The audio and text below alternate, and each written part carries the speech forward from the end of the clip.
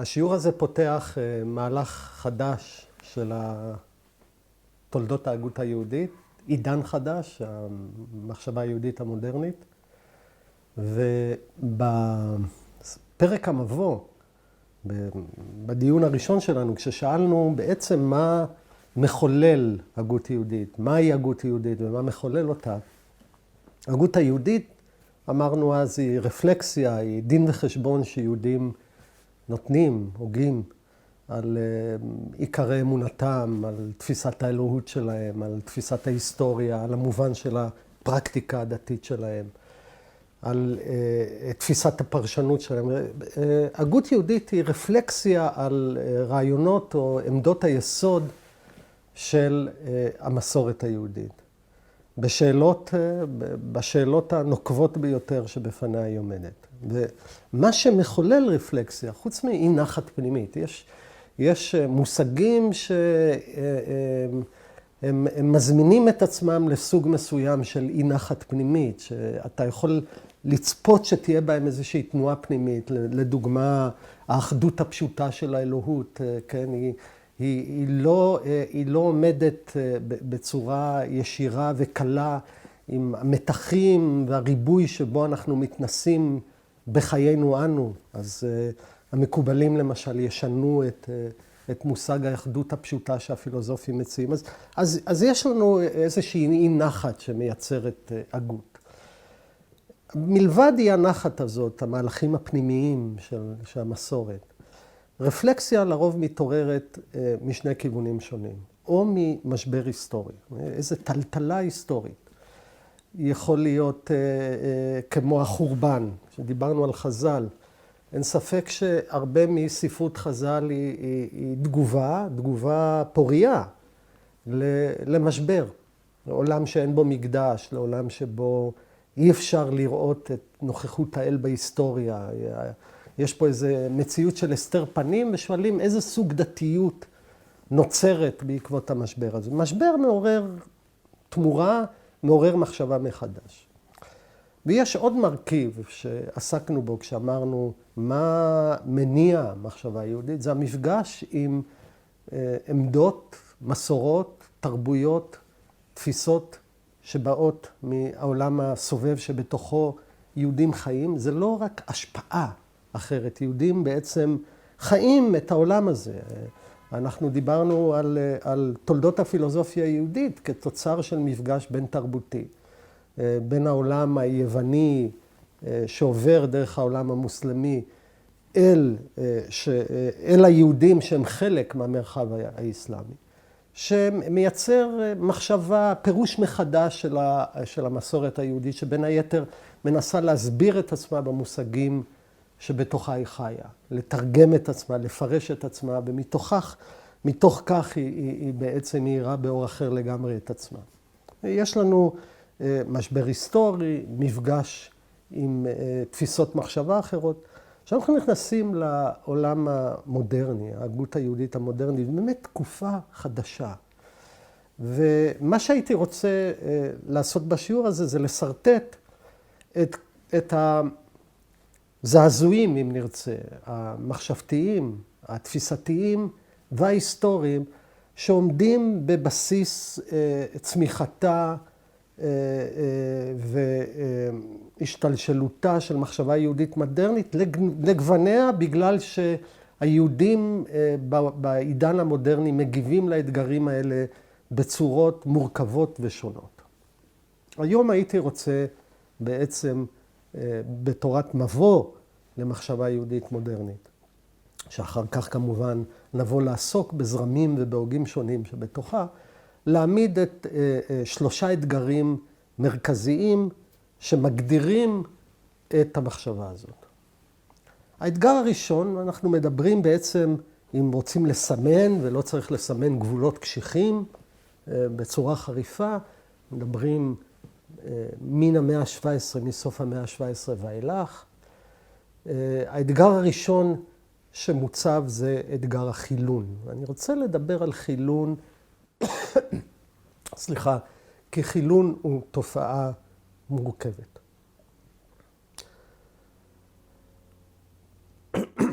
החילון הבסיסי ביותר, הראשוני ביותר, זה יצירת מרחב ניטרלי.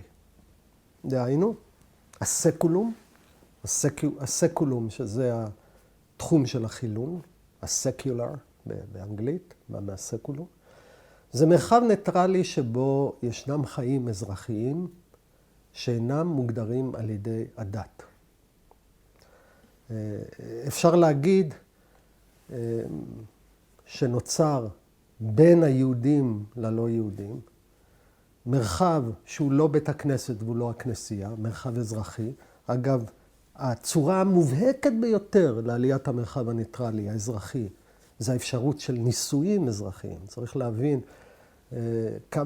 כמה רדיקלית האפשרות הזאת. זאת אומרת, נישואים שהם לא סקרליים, שהם לא נעשים בתוך הקשר מקודש של מסורת דתית, שבה יהודי ולא יהודייה, או יהודייה ולא יהודי, נישאים כאזרחים.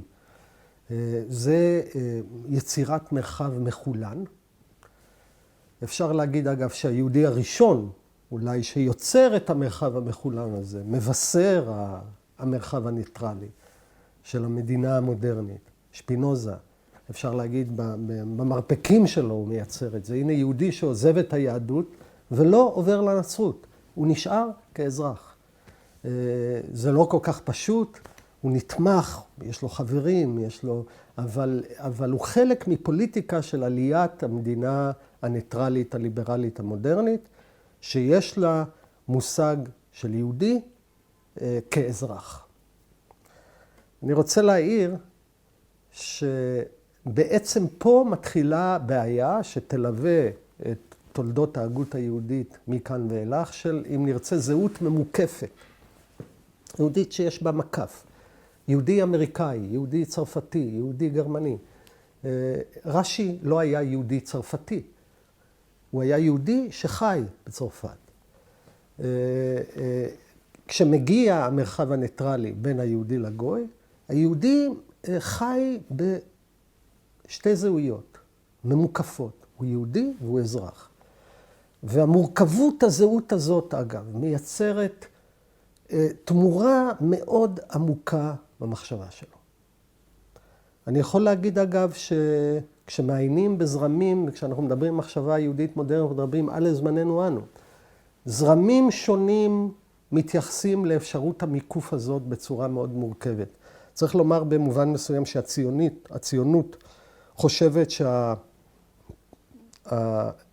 שהריבוי הזהויות הזה הוא לא יציב, הוא יביא לחורבן, אין אפשרות לקיום אותנטי של זהות ממוקפת, ולכן מביאים, התנועה הלאומית היהודית, מביאה את היהודי למרחב שבו הוא לא חי כיהודי גרמני וכו'. העולם החרדי, מהצד השני, דוחה את האפשרות של הקיום הממוקף הזה כמשהו שמפצל את הטוטליות של הנאמנות היהודית למסורת. אפשר להגיד שאחרי חורבן יהדות אירופה בכללה, במובן מסוים היהודים מוצאים מזור או מרפא מהמתחים של הזהות היהודית הממוקפת בשתי צורות שונות מאוד. אחת זה בהגירה יהודית מסיבית לאמריקה, שם אגב אין שום מתח בהיות יהודי אמריקאי. כל אמריקאי הוא במובן מסוים הוא בעל זהות ממוקפת, זאת מדינת מהגרים, זאת לא מדינת לאום. יש איטלקים אמריקאים ויש אפרו-אמריקאים ויש יהודים אמריקאים. או שיש את המציאות היהודית בארץ ישראל שהיא כבר במובן מסוים טוטלית. כך שאם שואלים מה האתגר הראשון של החילון, לפני שנכנסים ליסודות מטאפיזיים של החילון, הוא קיום של הרחבה והעמקה של מרחב ניטרלי בין היהודי לגוי, בין היהודי ללא יהודי, שבו נוצרת אינטראקציה משוחררת מהסמכויות הדתיות ומההקשר הדתי, ומוגדרת על ידי מושג האזרח. רוצה להעיר, אגב, שהשאלה הזאת של המרחב הניטרלי, יש לה גם, אם נרצה, התחלות או מחשבות פרה-מודרניות, הן נוכחות שם. יהודים חיים בערים מעורבות בארץ ישראל, עם מגע מאוד אינטנסיבי עם פגנים, עם רומים, הלניסטים, סליחה, והם כדי לאפשר מגע, הם מייצרים מרחב שהוא לא יהודי ולא אלילי, כן, יש לנו הנה דוגמה, סיפור מאוד מעניין שמופיע במשנה במסכת עבודה זרה, רבן גמליאל רוחץ בבית המרחץ בעכו, ואתם יודעים שמרחצאות בערים רומיות, הלניסטיות גדולות, הם יהיו תמיד מוקדשים לאלים ולאלות. זה מרחץ, זה מין ספא כזה. ויושב שם רבן גמליאל ונהנה ממנעמי הספא של עכו. ויושב שם פילוסוף אחד, פגני, ואומר לו, רגע, אבל כתוב, לא ידבק בידך מאומה מן החרם, אתה אסור ליהנות מעבודה זרה, הרי הספא הזאת, אתה יושב שם והיא מוקדשת לאפרודיטי, לאלה, ויש שם צלם של אפרודיטי, ורבן גמליאל עונה לה, הוא אומר לו, אין משיבים בבית המרחץ, אחרי שהם יוצאים, הוא מתחיל לענות לו, והוא אומר לו, היא באה בגבולי, אני לא באתי בגבולה, כן? זה המרחב שלי, היא חדרה למרחב שלי, ואחרי זה הוא אומר, רגע, אתה ראית אלוה שאנשים משתינים בפניו, וערומים, כל הפסל הזה אינה אלא לנוי.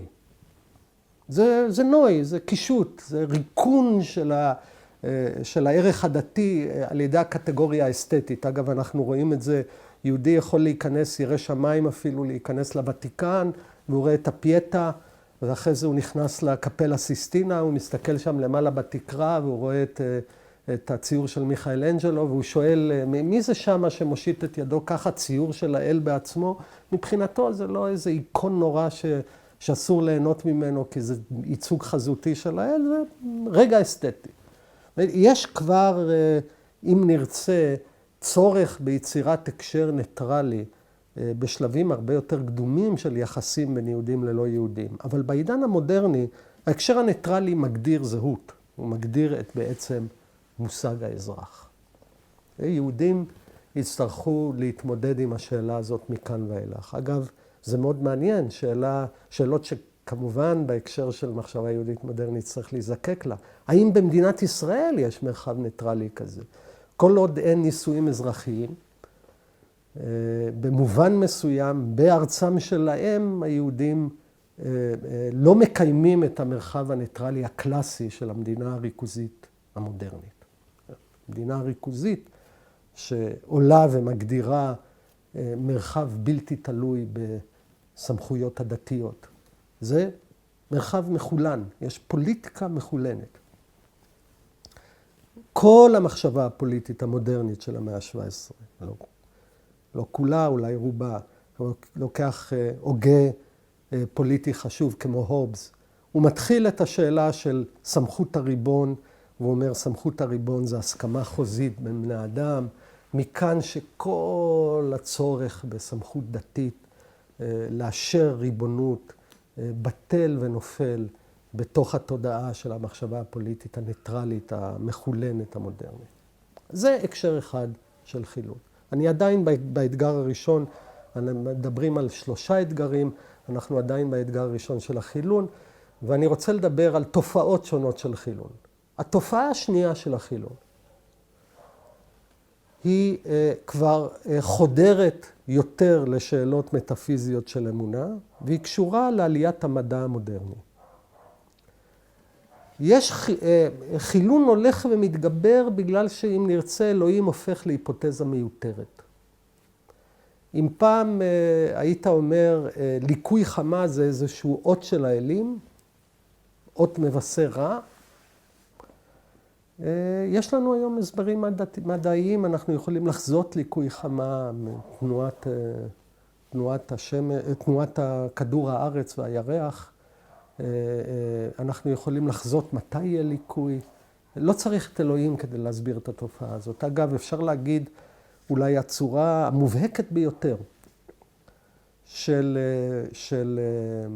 ערעור אינטואיציות דתיות בעקבות עליית המדע, קשור דווקא בביולוגיה אבולוציונית, ביולוגיה התפתחותית, ובערעור של מושג התכלית. אחת מהאינטואיציות העמוקות ביותר שעל הדת נשענת זה שיש מסדר לעולם. אתה לוקח איבר כמו העין. אתה אומר, איבר כזה לא יכול להיווצר מאליו, הוא כל כך מורכב, צריך בשבילו מתכנן. הרעיון הזה של סדר כמשקף בורא רציונלי.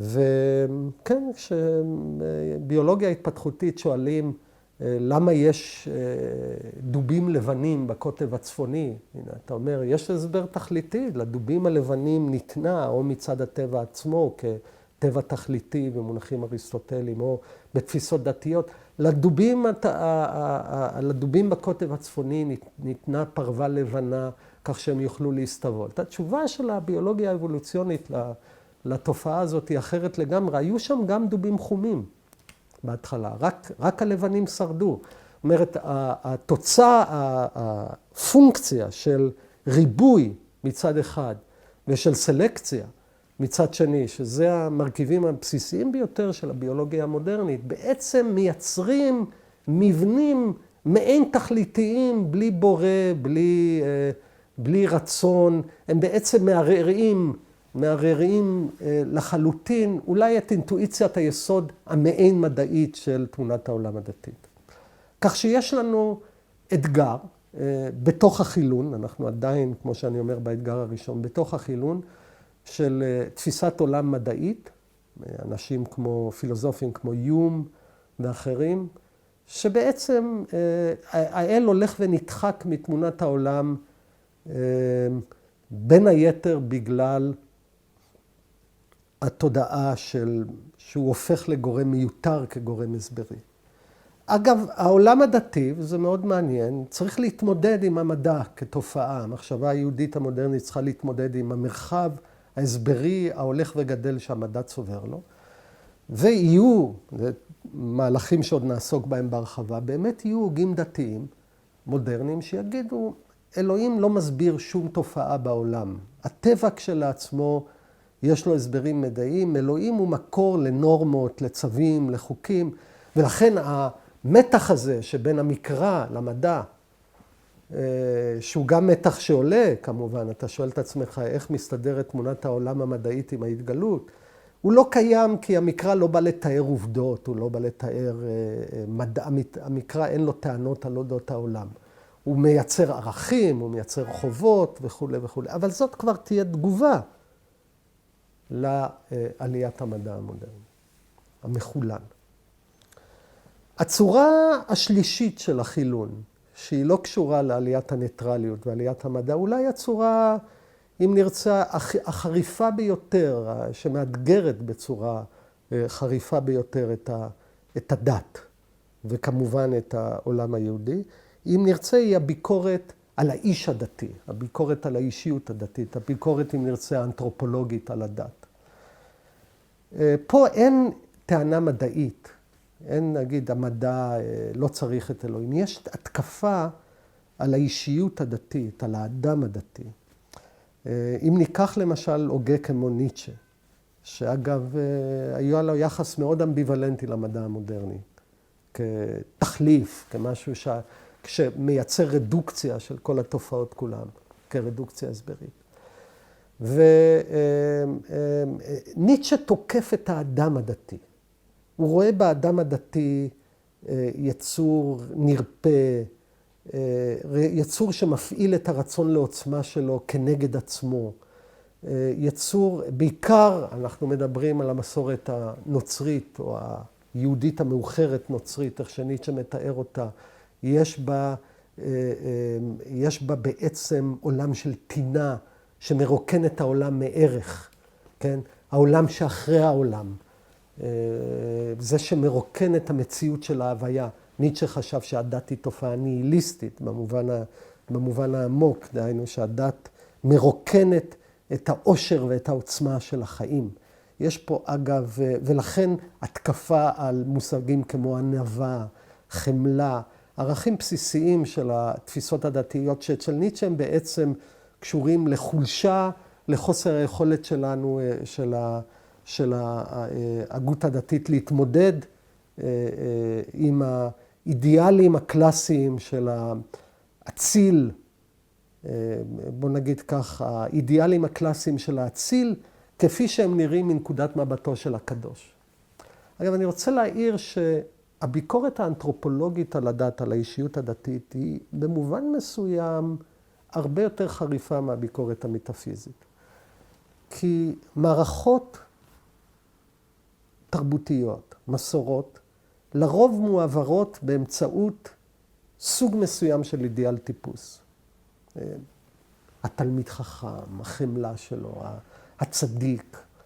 וכשהאידיאל טיפוס הזה נצבע בצבעים, אם נרצה אפילו דוחים, שרחמים פתאום הופך לחולשה, שענווה זה סוג מסוים של רפיסות, שסקפנות או סיגוף, הסתפקות במועד, זה הרצון לעוצמה שמופנה כנגד האדם עצמו.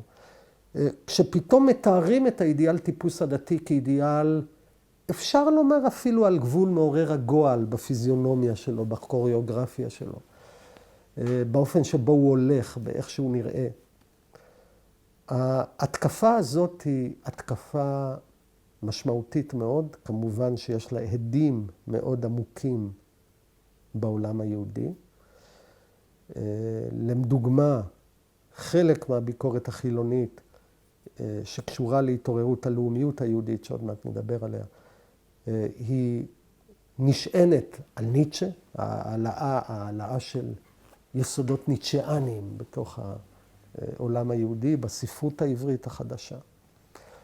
ולתפיסה הזאת קשורה ביקורת של מרקס על הדת, הדת היא אופיום לעמודים, הדת יוצרת פסיביות, ויהיו הוגים לא מעטים במסורת היהודית שיענו לאתגר וינסו לשאול את עצמם איך אנחנו מגינים על האיש הדתי. הנה טקסט מאוד חשוב שנעסוק בו לא מעט, איש האמונה של סולובייצ'יק, אחד הטקסטים המעניינים. הוא לא בא להגן על האמונה כתפיסה מטאפיזית, הוא בא להגן על האישיות הדתית מול ההתקפות האנתרופולוגיות על הדת. יש לה חילון, אם נרצה, גוון רביעי, שקשור באותנטיות. יש עם הוגים כמו קאמי, היידיגר, הוגים אקזיסטנציאליים חילונים, אומרים, הדת זה סוג של תופעה לא אותנטית, שלא מסוגלת לקחת אחריות ולהתמודד עם עולם שאין לך בו נקודת משען. עולם שבו אתה סופי, שאין לך נקודת משען מוחלטת לערכים שלך, אין נקודת משען מטאפיזית בהתגלות ובאל מוחלטת לערכים שלך, ואתה באיזושהי הירואיות קיומית, אקזיסטנציאלית, בוחר לחיות חיים אותנטיים. זאת אומרת, יש משהו בקיום הדתי שהוא לא קיום אותנטי, הוא קיום, אם נרצה, מזויף, קיום נשען. אני עכשיו פרסתי על רגל אחת אם נרצה, במקבילה של ויליאם ג'יימס לחוויה הדתית לסוגיה, את חוויה החילונית לסוגיה. אגב, צריך להיכתב ספר כזה. עולם החילון הוא מאוד מורכב. יש לנו העלייה של המרחב הניטרלי, יש לנו את הביקורת המדעית, מטאפיזית על הדת, יש לנו את הביקורת על האישיות הדתית, לגווניה, מניטשה ועד קאמי. וההגות היהודית המודרנית, היא מוגדרת בראש ובראשונה בהתמודדות שלה עם תופעת החילון, שיש לה גוונים אידיאולוגיים, תרבותיים מאוד מגוונים. ואנחנו כמובן נעקוב בשאלה מה עושה התופעה הזאת להגות היהודית. אז זה האתגר הראשון, החילון. האתגר השני, שהוא, אם נרצה, במשפחה של העולם הזה, זה ההיסטוריציזם. אני רוצה לדבר על עליית ההיסטוריציזם. מה זה עליית ההיסטוריציזם?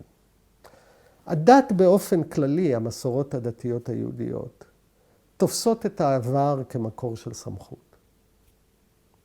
הייתה התגלות ראשונית, יש לנו התגלות, וההתגלות הזאת שהראה באיזשהו אירוע, בנקודת זמן בהיסטוריה, מועברת במסורת אמינה, שמעבירה לנו גם במסורת הרבנית ידע בעל פה מדור לדור, ואנחנו כפופים אל מול, מתוך נאמנות עצומה, אל העבר הזה. מגיע המדע של ההיסטוריה. אגב, בין היתר, מה שאנחנו עושים פה עכשיו, בקורס הזה, הוא פונקציה של עלייה של המדע של ההיסטוריה, מדעי היהדות.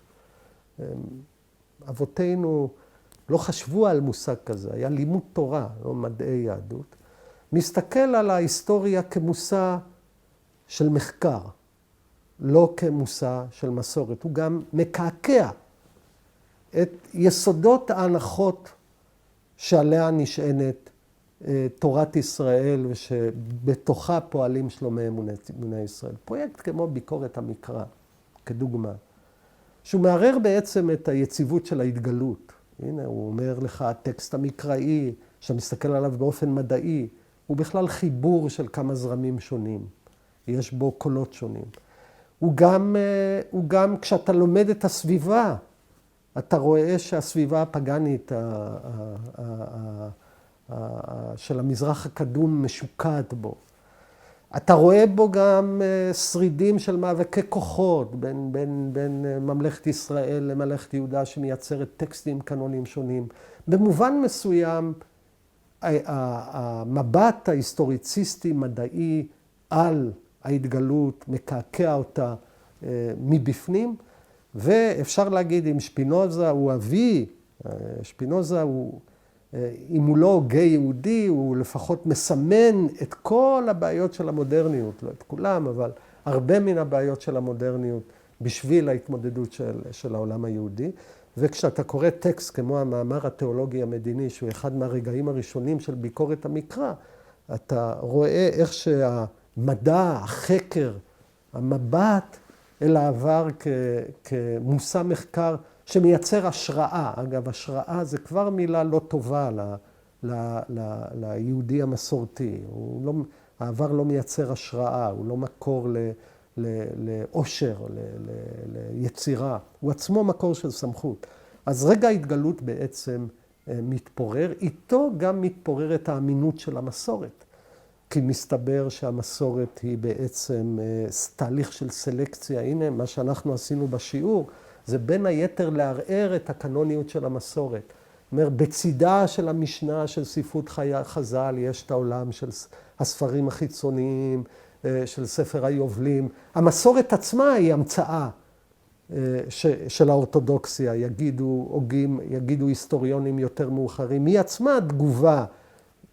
עצמה תגובה מחודשת, רעיון המסורת של עצמו. זאת אומרת, ההיסטוריציזם, המחקר העבר, כסוג של יחס מדעי, יחס ביקורתי, אל העבר כהיסטוריה, לא כזיכרון מקודש, הוא עצמו מאתגר את המחשבה היהודית לדורותיה ולגווניה. מה אנחנו עושים עכשיו? מה עושה היהודי אחרי שהוא עבר בכור המצרף של ביקורת המקרא והמחקר ההיסטורי של מושג המסורת? אז זה האתגר השני. זאת אומרת, יש לנו חילון ויש לנו היסטוריציזם. האתגר השלישי, אתגר לא פחות משמעותי ומרכזי, זו עליית הלאומיות היהודית. אתגר, נגיד ככה, במונחי זמן יותר מאוחר משני האתגרים הקודמים של החילון וההיסטוריציזם. יש לנו עלייה של לאומיות יהודית, מסוף המאה ה-19 ואילך, שבעצם כשחושבים עליה היא תחליף מאוד עמוק לזהות היהודית המסורתית. זאת אומרת, יש עלייה של חילון, האדם היהודי מגדיר את עצמו משוחרר מעול תורה ומצוות, במונחים של הגדרות לאומיות, דהיינו של סולידריות היסטורית, של זיכרון היסטורי משותף, של סולידריות עם הקבוצה, של תרבות, של שפה, כל ההגדרות האלה, ובעצם הוא לא צריך לנסח את הזהות שלו במונחים של ברית, של תורה ומצוות. אגב, אם רוצים לראות את עומק השבר, או עומק הזעזוע של אפשרות אופציית הזהות היהודית הזאת, לבדוק אותו, אחת הדרכים היא שאלות של גרות, גיור. אגב, גיור כטקס כניסה אל הקולקטיב, במובן קלאסי, היה קשור או בקבלת תורה ומצוות בעצמה, או בעובדה שכשנכנסת לקולקטיב אתה מיני ובי חייב בתורה ומצוות. יש לנו תשובה, למשל תשובה של אחד מהפוסקים האורתודוקסיים באירופה, הרב ברייש, שחי בשוויץ, אני מזכיר אותו כדוגמה. והוא מקבל הוא מקבל ספר תשובות של הרב מפרנקפורט, הרב קירשנבאום, והוא מספר לו שהוא קיבל גיורת, הוא קיבל גיורת שמתגיירת לשם כדי להינשא ליהודי אחר. אגב, ההלכה הקלאסית גורסת שבית הדין לא יכול מלכתחילה לקבל גיורת שמתגיירת לשם נישואים. אבל הוא מקבל אותה והוא מסביר לרב, הוא אומר, אם אני לא אקבל אותה, היא תלך לרפורמים. אגב, הנה, הרפורמה, הזרמים השונים שמתפתחים בעולם היהודי, הרפורמים הקונסרבטיביים, הם תוצר, אנחנו כשנעסוק בתגובה להיסטוריציזם, הם תוצר של עליית ההיסטוריציזם, של עליית מדעי היהדות כפרויקט של זהות יהודית באיזשהו מובן. אז כותב לו הרב הזה, אומר לו, תראה, יש פה אנשים שיסיעו אותה, יגיירו אותה, אבל לא לפי המהלך האורתודוקסי. ולכן אני מגייר אותה, כי יש לה אלטרנטיבה. אגב, יש לה גם אלטרנטיבה של נישואים אזרחיים, זאת אומרת שהיא לא מתגיירת לשם נישואים, כי הרי יש לה אלטרנטיבה. וכותב לו הרב ברייש, שמאוד לא אוהב את הגיור הזה, אנחנו עדים לוויכוחים בתוך האורתודוקסיה על גיור כבר קדומים מבחינת המאה ה-20. והוא אומר, רגע, לאיזה קולקטיב היא מצטרפת? הרי כל מי שמצטרפת אליה, הם כבר לא שומרי שבת, מקפידים במצוות. היא מצטרפת אל מה שהוא קורא יהודים לאומיים. זה טקס הצטרפות לקולקטיב שרב אורתודוקסי שאמור להציג את המסורת בעצם לא מכיר בו. שאלות מאוד מעניינות שאני חושב אנחנו כישראלים חווים מבחינת הזהות היהודית בשאלות הצטרפות, הם קשורים לכל מיני סערות משפטיות נורא מעניינות שהיו פה. יש לנו חייל שהוא לפי ההלכה במובן הצר שלה, הוא בן לאבא יהודי נניח ואמא לא יהודייה, והוא נופל במערכות ישראל כיהודי. ואני חושב שיש לא מעט יהודים ישראלים שיגידו, ברור שהוא חלק מהלאום היהודי, מה עוד אדם צריך לעשות חוץ מלהרגיש שותפות גורל היסטורית, סולידריות עם הגורל היהודי כדי להצטרף לעם היהודי. היינו, העלייה של הלאומיות היהודית המודרנית מציבה תחליף לזהות היהודית המסורתית, שההגות היהודית המודרנית תחבוק אותה, תדחה אותה, תתייחס אליה באופן מורכב, היא צריכה להתמודד איתה. היא צריכה להתמודד גם עם תופעות של מדינה ריבונית יהודית, שאינה נסמכת מבחינת התפיסה העצמית שלה על סמכות ההלכה. הזהות הזאת הלאומית גם מייצרת נורמות, היא מייצרת מרחב ציבורי, היא מייצרת תרבות, ובאיזה מובן יש פה המשכיות, שבר, אלה אתגרים מאוד גדולים שהמחשבה היהודית המודרנית תצטרך להתייצב מולה. זאת אומרת שאנחנו בעצם מה שעשיתי עכשיו בתורת מבוא למחשבה היהודית המודרנית, זה לפרוס את 3 אתגרים שבעצם מגדירים מחשבה יהודית מודרנית. האתגר הראשון, כמו שאמרנו, החילון לגווניו. האתגר השני הוא ההיסטוריציזם, העלייה של החקר המדעי של העבר. והאתגר השלישי הוא ההופעה של לאומיות יהודית מודרנית כתחליף לזהות יהודית, או תחליף אפשרי לזהות יהודית.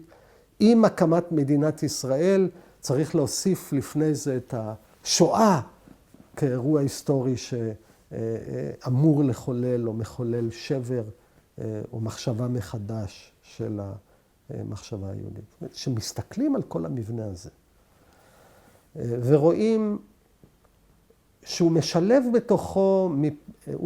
בתוכו 2 דברים. הוא משלב מתוכו קודם כל אתגרים פילוסופיים, תרבותיים, בעולם שיהודים חיים בו, במובן כמו המגע של היהודי עם מחשבה של פילוסופיה ימי ביניימית של האסלאם, שהוא מפרש את תורתו לעומתה. יש מרכיב אחר, חדש, של המחשבה המודרנית, שהיהודי צריך, ההגות היהודית שואלת את עצמה, מגדירה את עצמה לעומתו. זה מה שנקרא המפגש עם האחר, כמחולל הגות. המחשבה היהודית המודרנית גם קשורה לגורם אחר שדיברנו עליו שהוא מחולל, זה מפנים היסטוריים. עליית המדינה הריכוזית המודרנית, צמיחת הלאומיות היהודית המודרנית, מדינת ישראל, השואה. יש אירועים היסטוריים כבירים שמחוללים תנועה ותמורה של ההגות היהודית לגווניה.